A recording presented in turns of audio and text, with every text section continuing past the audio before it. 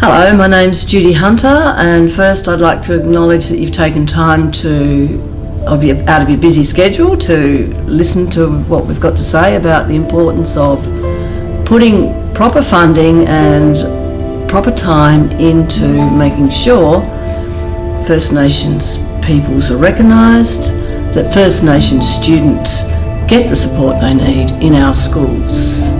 I'd like to acknowledge that the AU have taken this on board, and I'd like to acknowledge, of course, that we're filming this on the Moini Nation, that it's Aboriginal lands that were never ceded and always will be Aboriginal lands. I acknowledge elders, past and present and emerging, and the Tasmanian Aboriginal community. So, first up, I've been involved in education, and in particular Aboriginal education, for 40 years.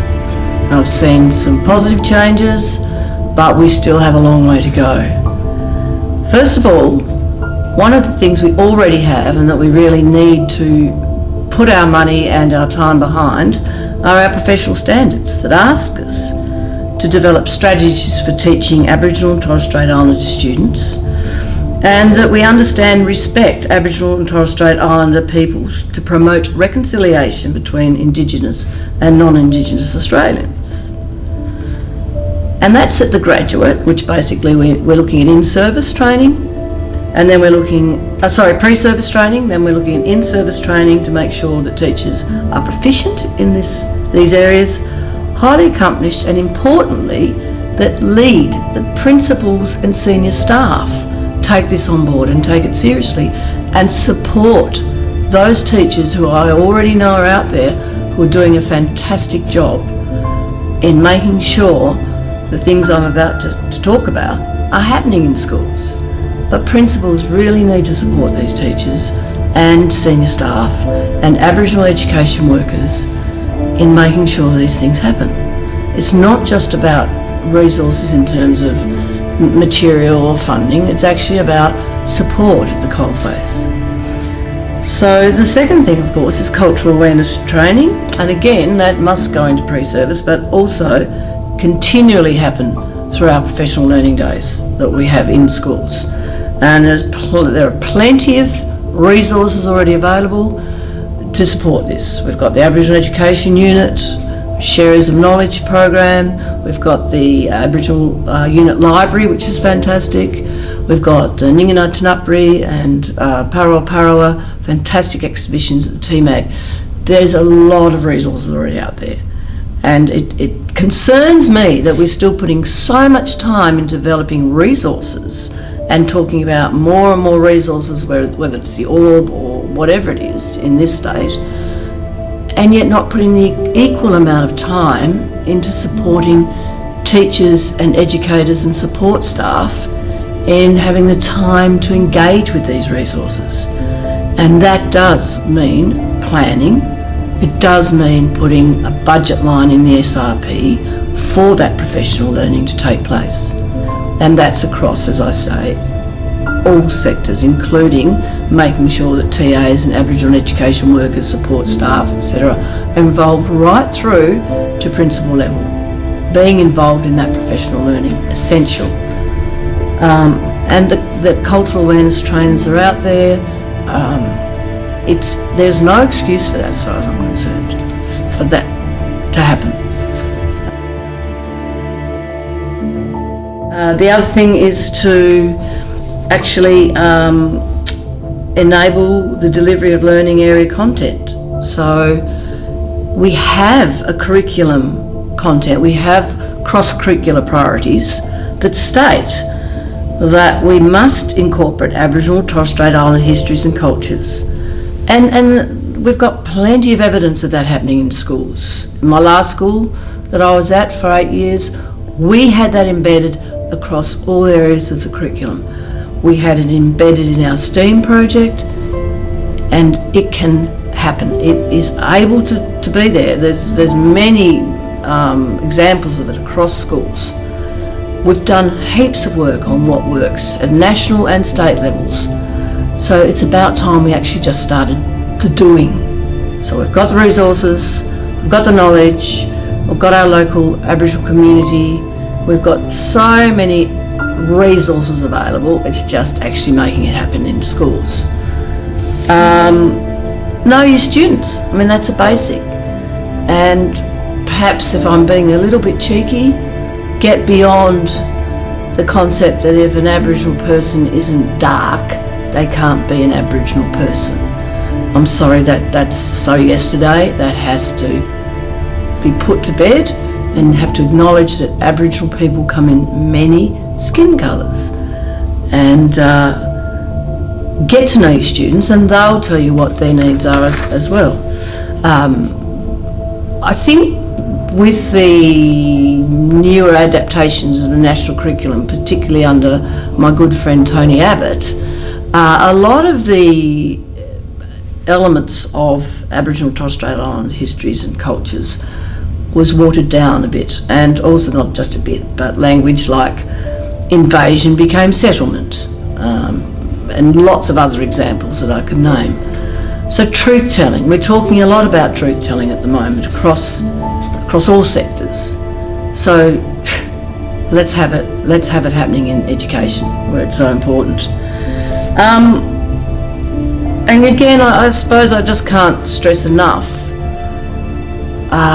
the support that must be in place from leadership, from the SRP, given that the national funding for students under the since Gonski in 2011, there are 6 strands. So every student in public education gets a certain amount of funding from the federal government. Now under that there are 6 other categories, including Aboriginal and Torres Strait Islander students. And it's not about whether you have a lot of students who have Aboriginal and Torres Strait Islander heritage in your school. Even if you have 1 student in a school, they're entitled to an extra amount of funding that comes from the federal government.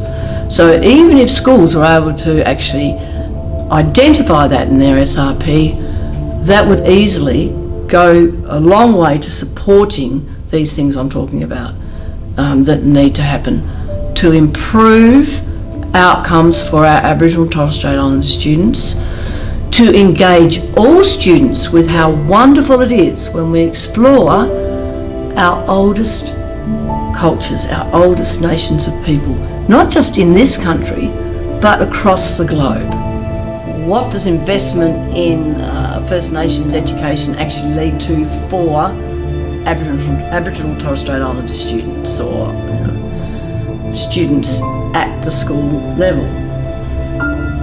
Firstly, if your culture is completely ignored, if your identity is completely ignored, or worse, you're told you couldn't possibly be an Aboriginal person because you don't look like one, what does that do for your sense of self, your sense of belonging, your sense of being important within the mainstream schooling situation?